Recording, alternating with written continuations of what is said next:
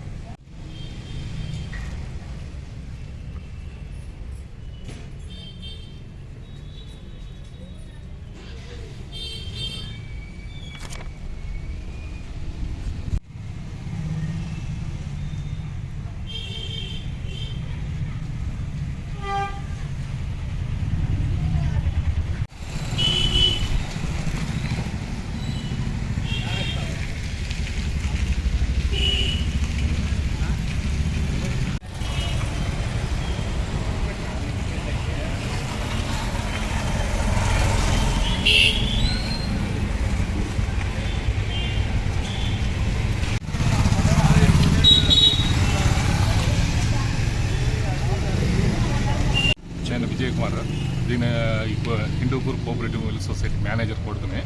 మా ఫాదర్ చనిపోయినాడు. ఇది 1938 నుంచి ఇది సంస్థ ఉంది.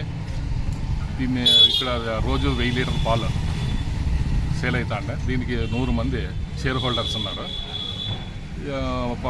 ఈ హిందూపురంలో ఇది మంచి ఫేమస్ అయినది. బాగా వ్యాపారం జరుగుతుంది. బాగా రైతులు బాగా వృద్ధిలోకి వచ్చిండ్రు. ఇది కాలక్రమేణా ఇది వ్యాపారాలు తగ్గిపోతానింది. దీనికి సొంత భవనం రైతులంతా కలిసి డబ్బులు వేసుకొని వాళ్ళ సొంత ప్రాపర్టీగా కొని బిల్డింగ్ కట్టుకొని ఉన్నారు. ఇది రాను ఇది వ్యాపారం తగ్గిపోయిన దానికి క్లోజ్ చేసినారు. క్లోజ్ చేసిన తర్వాత ఈ ప్రాపర్టీని స్వాధీనం చేసుకునే దానికోసం ఈ తెలుగుదేశం నాయకులు చాలా మార్లు ఇంత ముందు ఉన్నప్పుడు ప్రభుత్వం ఉన్నప్పుడు కూడా ప్రయత్నం చేసినారు.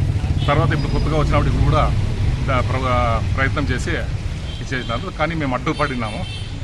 మేము లేకుండా టైం చూసేసి రాత్రి 2 గంటల్లో దీన్ని డెమాలిష్ చేసి దీని లోపల ఉన్న లాకర్ ఉంది. లాకర్లో అంతా డాక్యుమెంట్స్, ఒక 2 lakhs క్యాష్ ఉంది.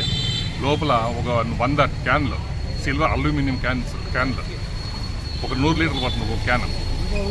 ఇప్పుడు దాని దగ్గర 2 లక్షలు పెట్టినాను రాదు ఆ క్యాన్లు. అట్లా క్యాన్లు, తర్వాత కూలింగ్ చేసే మిషన్, 1000 లీటర్లు కూలింగ్ చేసే మిషన్, ఆ మిషన్ ఉంది, అది లేదు. జనరేటర్ ఉంది, జనరేటర్ కూడా లేదు.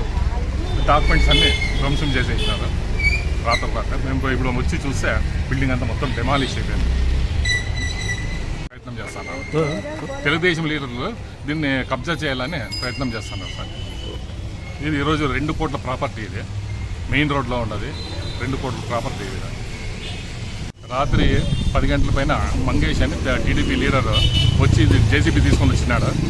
నేను వచ్చి దాన్ని ఎందుకంటే లేదు మాకు గవర్నమెంట్ నుంచి మాకు ఆర్డర్స్ వచ్చినాయి కొట్టేస్తానమని సరే నేను అడ్డుకుంటే వాళ్ళు వెళ్ళిపోయారు. జేసీబీ వాళ్ళంతా తీసుకొని వెళ్ళిపోయారు. తర్వాత రాత్రి 2 గంటల పైన ఇప్పుడు దొంగ పడగొట్టేసినాడు. మార్నింగ్ వచ్చేటప్పటికి ఏమీ అంతా ధ్వంసం చేసేసినాడు.